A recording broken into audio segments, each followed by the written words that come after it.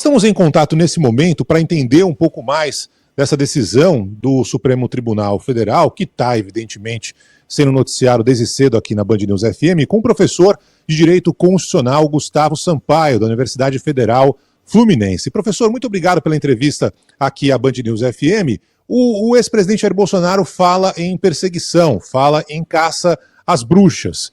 Por outro lado, na decisão pedida pelo Procurador-Geral da República, se fala sobre a possibilidade de fuga de Jair Bolsonaro, ainda mais depois dessa aliança muito mais forte com o atual presidente americano Donald Trump. Eu queria que o senhor analisasse a decisão da Suprema Corte, que agora vai ser levada para a primeira turma, no Supremo Tribunal Federal, decisão do ministro Alexandre de Moraes, e até que ponto, de fato, havia esse receio e pode ser justificado esse receio de uma fuga do ex-presidente Bolsonaro. Bom dia, professor. Bom dia, caro Eduardo, bom dia, Roberta, bom dia a todas e a todos que nos acompanham.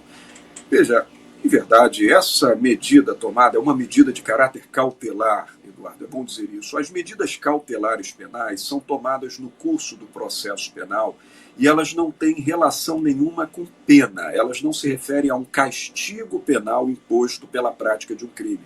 Até porque o julgamento não aconteceu. A ação penal 2668, essa movida em desfavor de Jair Bolsonaro e de seus ex-ministros e outras pessoas, não chegou ao julgamento de mérito.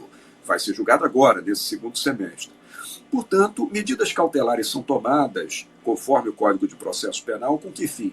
Para assegurar a plenitude, a autoridade da instrução processual penal ou para evitar risco à ordem pública.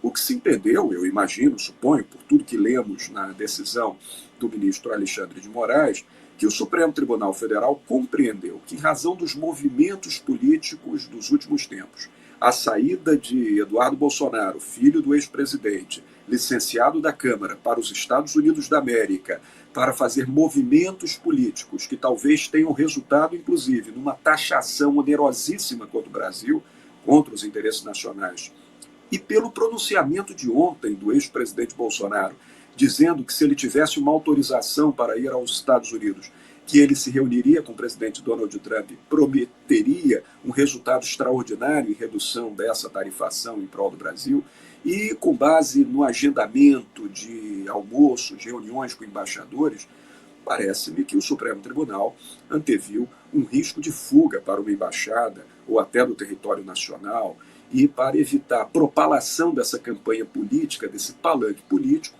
tomou as medidas cautelares penais de tornozeleira eletrônica, limitação de saída em horário noturno até às 7 da manhã e proibição de contato nas redes sociais. Nota que não foi tomada a medida cautelar mais drástica. Qual seria a cautelar mais drástica? Prisão preventiva, prevista no artigo 312 do Código de Processo Penal. Isso não aconteceu. Foram tomadas as outras medidas para evitar a continuidade da ação política de Jair Bolsonaro e, segundo o tribunal, evitando possivelmente uma fuga sua do território nacional ou algum escape para dentro de alguma embaixada situada em Brasília. Pois é, e é essa a principal dúvida aqui, enviada por muitos dos nossos ouvintes, professor. Aproveito para a gente esclarecer como é que o senhor viu essas medidas cautelares, sem, portanto, a prisão preventiva, que seria a medida mais gravosa. Quais que são os limites do uso desse tipo de medidas cautelares e as ferramentas da justiça também para controlar essas medidas, como não fazer comunicação com embaixadores, com o próprio filho Eduardo Bolsonaro? As medidas cautelares, é bom dizer, Roberto, elas nunca podem ter natureza punitiva. Elas são medidas tomadas por precaução.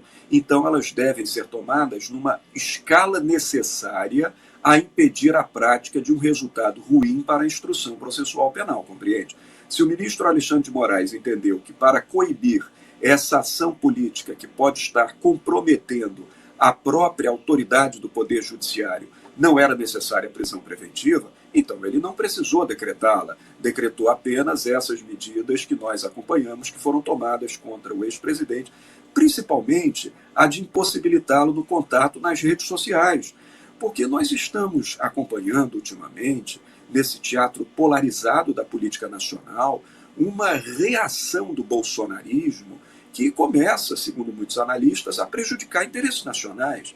Se o filho do ex-presidente, deputado federal, se licencia da Câmara, vai para os Estados Unidos, militar a favor do pai, e com isso vem uma reação de uma taxação de 50% prejudicando os interesses nacionais, e o ex-presidente americano ainda diz que o Supremo Tribunal Federal do Brasil está numa perseguição política, ditatorial, assintosa contra o ex-presidente. Ora, isso acabou mostrando ao relator do processo no Supremo que o presidente teria que ser cerceado nessa sua ação política. Então, a adoção das medidas cautelares ela é sempre escalonada no limite da necessidade segundo o interesse do juiz, tá, Roberto? É bom dizer isso. É claro que vivemos uma democracia e somos todos livres para entender que a medida foi excessiva ou que não foi excessiva, que era necessário ou que não era.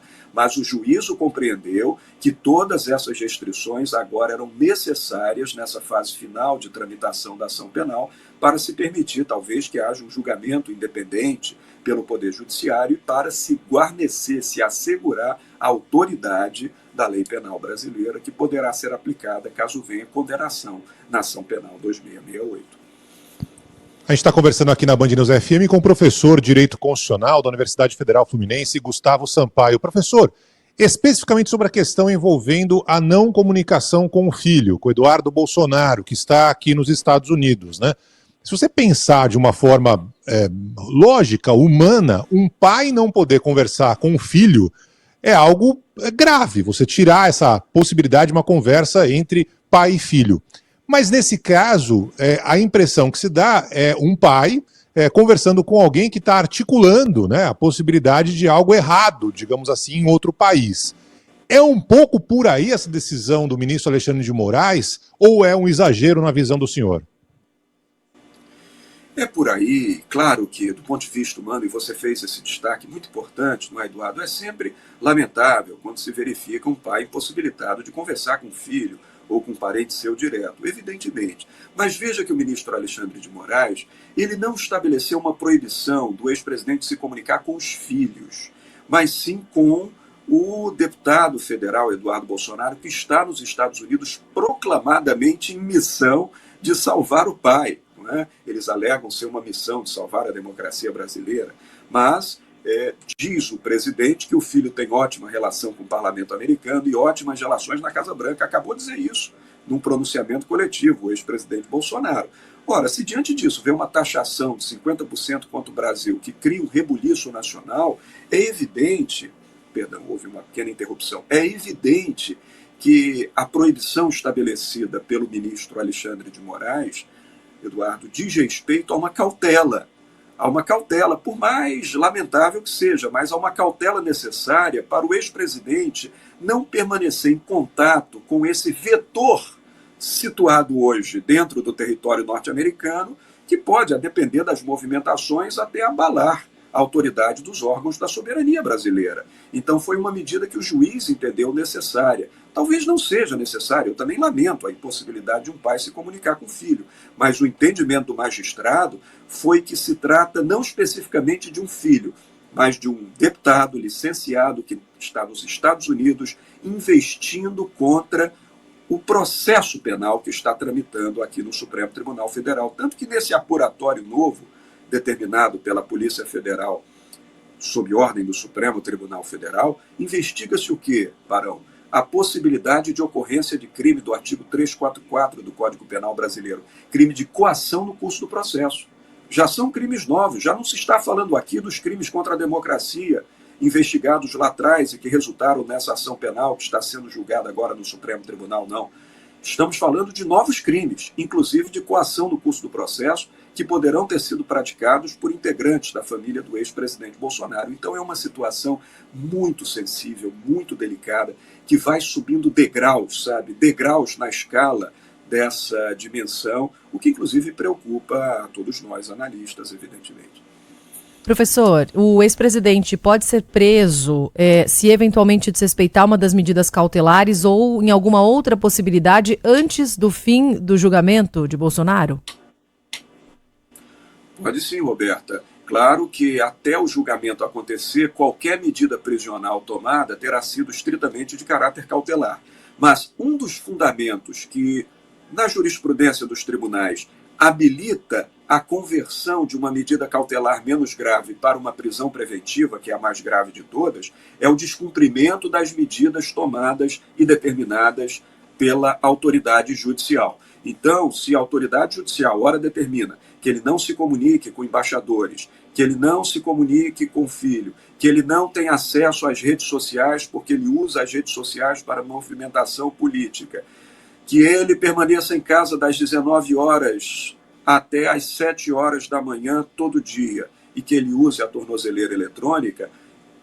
Ora, se alguma dessas medidas for descumprida pelo ex-presidente sem uma justificativa razoável, é claro que isso pode habilitar a conversão dessas medidas tomadas em prisão preventiva nas hipóteses, Roberta, previstas no artigo 312 do Código de Processo Penal. Então, isso poderá acontecer sim.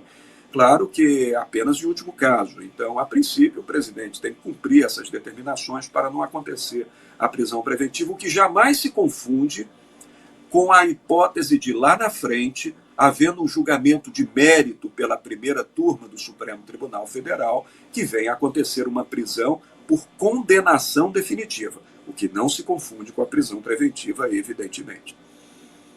E o contrário, professor, ele diz que não vai fugir, que não era essa a ideia dele, que ele vai continuar na casa dele e tudo mais. E ele não sendo condenado, também aí tira a tornozeleira, toca a vida normal, como é que funciona? A tornozeleira funciona até a decisão final do julgamento? As medidas cautelares tomadas, Barão, funcionam até quando o juízo entender que elas são necessárias.